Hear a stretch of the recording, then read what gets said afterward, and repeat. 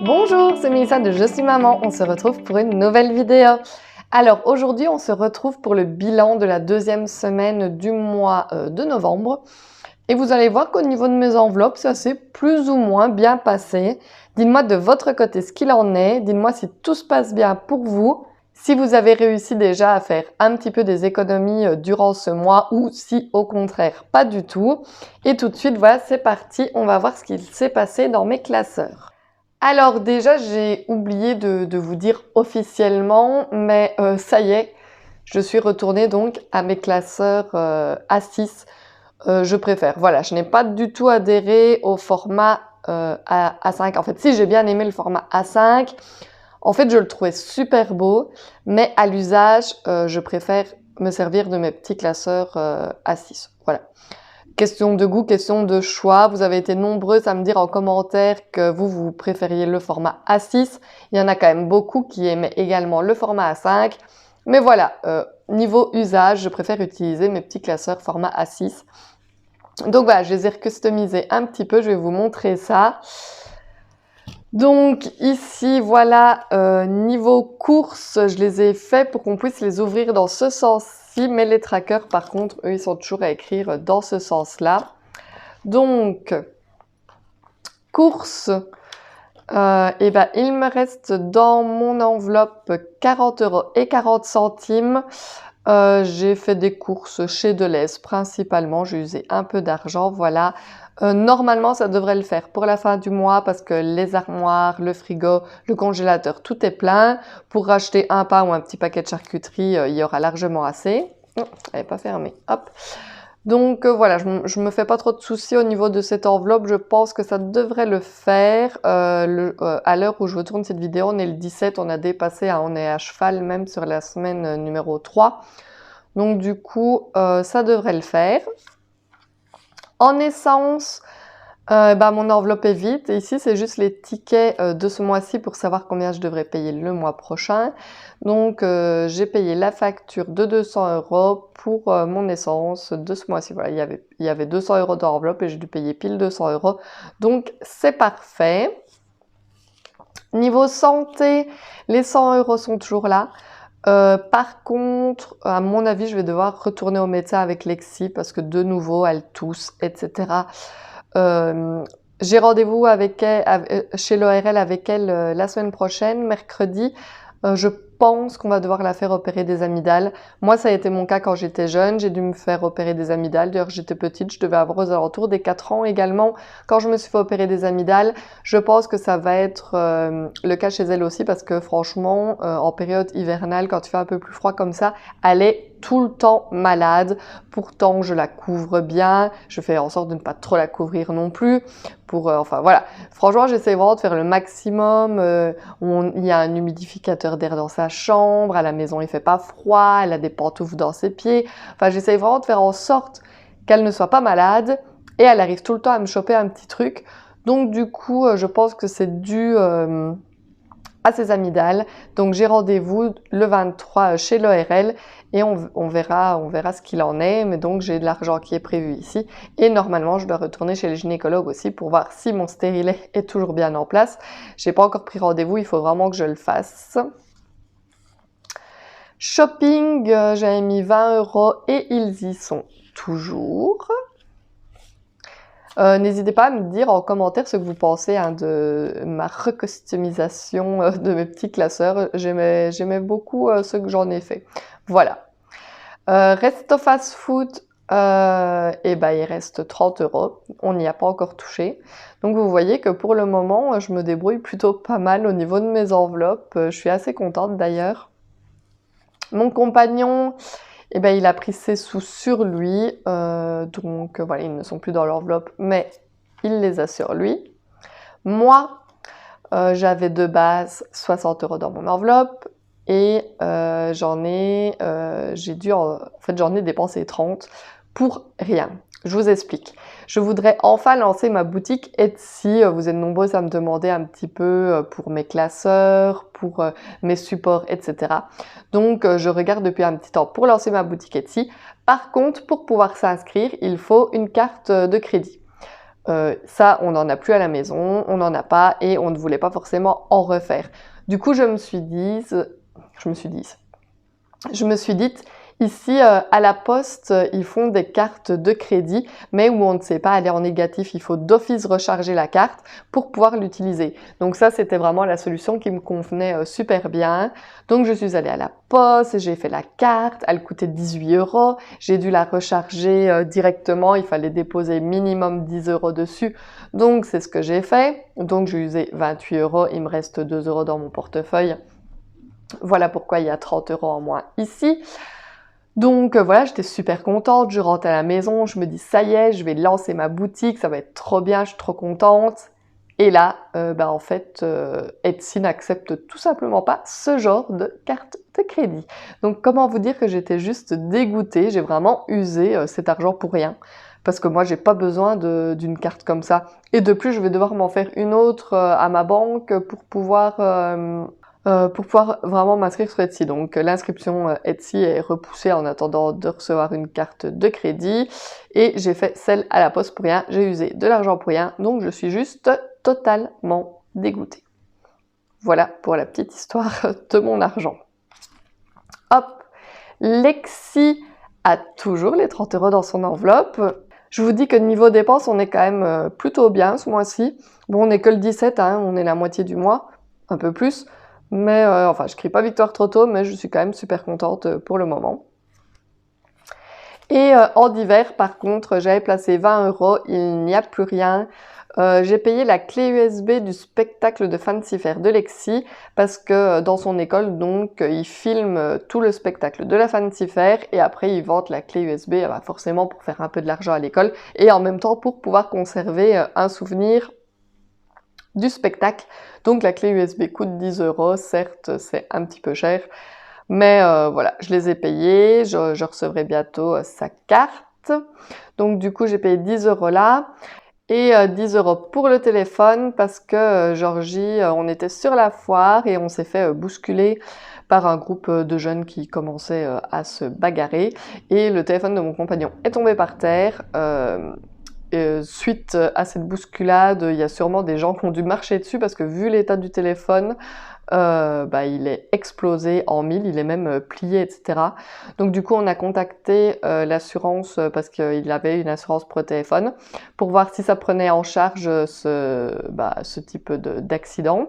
Ça le prenait en charge, donc du coup, on a dû renvoyer le téléphone et là, ils vont nous le renvoyer, mais ça va coûter 30 € de franchise. Donc avec l'assurance, on avait une franchise de 30 €. Donc du coup, j'ai pris 10 € de l'enveloppe ici et il va mettre 20 € de sa poche pour récupérer.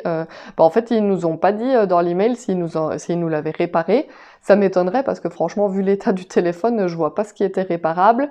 Ou s'ils en ont tout simplement envoyé un nouveau. Et si un nouveau, je me demande bien si ce sera le même ou un autre. Enfin voilà, je ne sais pas, mais voilà.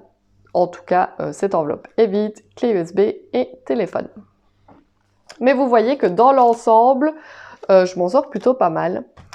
Je n'ai pas refait, je me dis que je vais quand même le refaire parce que j'aimais bien le petit suivi visuellement de chaque enveloppe au début. Mais vous voyez qu'on n'a pas trop dépensé et ça c'est plutôt une fameusement bonne nouvelle. Et on va vite voir au niveau de mes enveloppes épargne ou dépenses à plus long terme s'il s'est passé quelque chose. Donc ici aussi, donc ça a été refait. Mazout, on n'avait rien mis. Le bois de chauffage est toujours à 240 €. Le fonds de secours est toujours à 420 €, mais je ne pense pas qu'il va y rester. Il n'y a que des misères qui nous tombent dessus, franchement. Écoutez, mon compagnon se rendait au travail et il a plus su changer les vitesses. Il n'y avait plus que 2 vitesses qui fonctionnaient. Je crois que c'était la première et la cinquième. Il ne savait plus rien changer d'autre. La voiture a commencé à faire un bruit très très bizarre. Et donc voilà, elle est immobilisée pour le moment, on ne roule plus avec parce que du coup c'est très dangereux de redémarrer avec cette voiture. Il l'a même laissée à son travail. À son travail, ils ont été super sympas, ils lui ont prêté une voiture le temps qu'on puisse voir un petit peu les frais de réparation. On a contacté le garagiste, on lui a dit plus ou moins les problèmes du véhicule et selon lui il y en aurait au minimum pour 500 à 600 euros de réparation. Alors comment vous dire que déjà avec ici mes 420 euros je n'ai pas assez, mais bon voilà, on va pas encore s'alarmer, elle n'a pas encore été au garage, il n'a pas vraiment fait un vrai devis, c'est juste ce qu'il s'imagine. On croise les doigts et croisez tous les doigts pour moi s'il vous plaît, qu'il ne s'agisse que d'une pièce à resserrer ou je ne sais pas, mais franchement j'espère qu'on ne va pas devoir j'ai pas envie de me séparer de mon fonds de secours, j'ai passé du temps à le faire monter. Et bon, après, s'il faut l'utiliser, il est là pour ça, mais j'aimerais bien ne pas devoir l'utiliser. Donc, je croise les doigts pour que ce ne soit pas trop grave. Mais bon, c'est quand même une voiture qu'on avait déjà achetée d'occasion, elle a beaucoup d'années, elle a beaucoup de kilomètres. Donc, à mon avis, elle arrive tout doucement en fin de vie et ça va poser un problème pour le rachat d'une voiture ou autre parce qu'on n'a pas, actuellement, on n'a pas de quoi racheter une voiture. On va voir, on reste optimiste, vous savez bien, moi je suis toujours optimiste. Donc on attend, on verra et je suis sûre que ça va bien se passer. Donc ça c'était pour le fonds de secours. Dans l'enveloppe voiture, cela dit, j'avais quand même 70 euros, donc si on cumule les 70 avec les 420, on arrive déjà presque à 500. C'est déjà une plus ou moins bonne nouvelle. Les taxes ici, je n'avais rien mis. Dans les fêtes, il me reste toujours le pauvre petit billet de 20 euros tout seul. Anniversaire, il y a toujours les 50 euros. En sortie, nous sommes allés à la foire à 1 euro. Oui, elle s'appelle comme ça. Ici en Belgique, on a une foire qui s'appelle la foire à 1 euro parce que la plupart des attractions ou des trucs, les pêches au canard, etc., coûtent 1 euro. C'est vraiment prévu pour les enfants. Enfin, il y a des attractions pour les plus grands aussi. Mais voilà, c'est dédié aux enfants et c'est d'une foire pas très chère. On y a été donc avec notre enveloppe ici et on a usé 26 euros. Donc ça, j'étais plus ou moins super contente parce qu'on a passé un super moment en famille. La petite, elle s'est éclatée. Franchement, c'était vraiment un agréable moment et pour pas trop cher. Donc ça, c'était plutôt bien. Donc sur mes 100 euros, il m'en reste 74 et ça, c'est une bonne nouvelle. Pour la maison, ils n'en avaient rien mis. Les chats, de base, ils avaient 80 euros. J'avais fait une commande sur internet pour commander leurs croquettes, mais il y a eu des retards dans la livraison et du coup on s'est retrouvé à court de croquettes. Je n'allais pas les laisser sans manger, donc du coup j'ai été au magasin acheter vite fait comme ça un petit paquet de croquettes, de quoi dépanner quelques jours en attendant que ma commande arrive. Donc j'ai payé 5 euros le paquet de croquettes, donc il leur reste 75 euros dans l'enveloppe ici. Alors je suis en train de me tâter. Je ne sais pas du tout si je vais prendre les 5 euros pour les mettre dans mon défi 5 euros que j'ai enfin commencé. Je ne l'avais encore jamais fait. Ça fait plusieurs mois que j'ai commencé le système des enveloppes et je n'avais pas encore commencé ce fameux défi des 5 euros. Tout simplement parce que pour moi, 5 euros, c'est une somme. Je ne sais pas m'en passer vraiment dans mon budget sans que ça se remarque comparé à certaines qui se disent que 5 euros, ça va, ça passe facilement inaperçu. Pour moi, 5 euros, c'est 5 euros. Donc du coup, je ne sais pas si je vais le mettre dans mon enveloppe pour le défi 5 euros. Je vais attendre fin du mois, on va voir un petit peu et je me déciderai fin du mois de ce que je fais de ce billet. Je sais que pour celles qui sont adeptes du défi de 5 euros, vous voyez un billet de 5 euros qui se promène là, vous avez envie de le prendre et de le ranger, mais on va attendre encore un petit peu. Et ici, Disney, il n'y a rien, vacances, il n'y a rien, et donc mon défi de 5 euros avait un petit billet tout de même, hein, c'est le début, tout doucement, voilà, ça aurait été... Ici, voilà, vous voyez le premier billet de 5 euros de mon défi 5 euros. Mon défi des 520 euros en 52 semaines, je ne l'ai pas encore commencé parce que je veux le démarrer début janvier, mais je l'ai déjà placé dans mon classeur.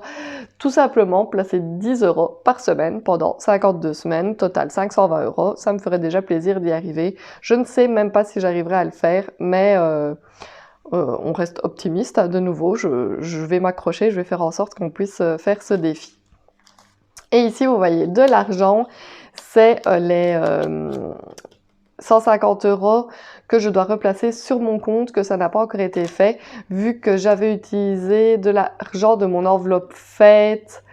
Non, justement, j'ai utilisé mon compte en banque pour payer quelque chose, des cadeaux, qui normalement aurait dû être payé avec mon enveloppe fête. Donc du coup, je dois remettre ces sous sur mon compte.